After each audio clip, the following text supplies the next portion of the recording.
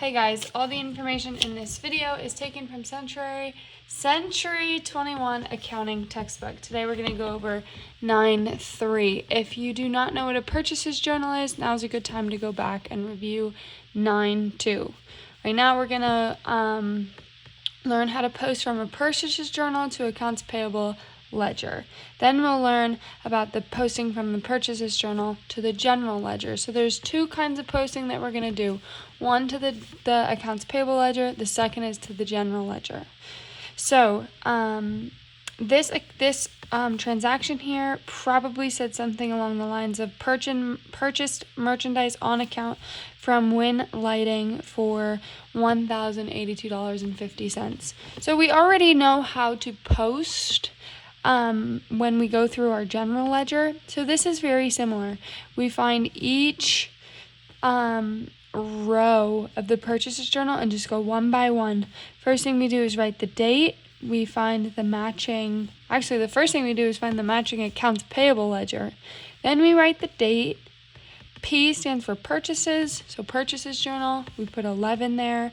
The credit for accounts payable, because this is Win Lighting's accounts payable, is accounts payable was credited, if you can see that there. CR is credited, so we credit it, and we end up adding those two, this one and this one together to get now the new running balance.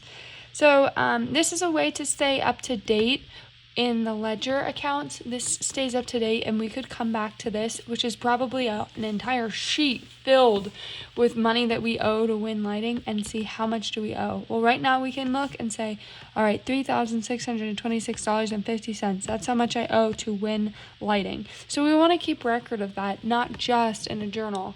First, we want a journal to just get the information on the paper. Then we'll post so that now we can make it make sense. Now we can see each line broken up to make sense. So here's an example of a larger purchases journal. So this has transactions from November 6th to November 29th. And we can see that Galley Electric was 3 times. And Win Lighting was twice.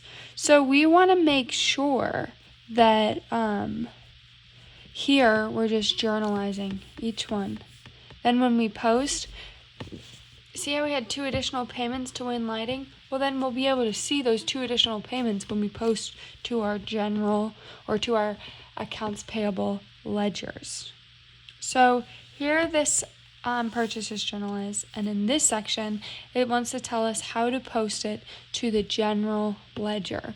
Well, to do so, they're not going to make you go through each one and post it again to the general ledger. They're going to let you total and rule the purchases journal. So once you reach the end of a page on a purchases journal, for textbook purpose, they're going to tell you you've reached the end of the page. But in real life, once you reach the end of the page, you add everything up. You put a single line. That means you have to sum up the amounts above it, and you put a double line once you find the total. Double check to make sure your math is right, because one mistake in your number leads you to the wrong number. So now we totaled and ruled the purchases journal. That's it. This way you can see on the second page how to post from the purchases journal. We have the 21,587.17, same journal as the other page.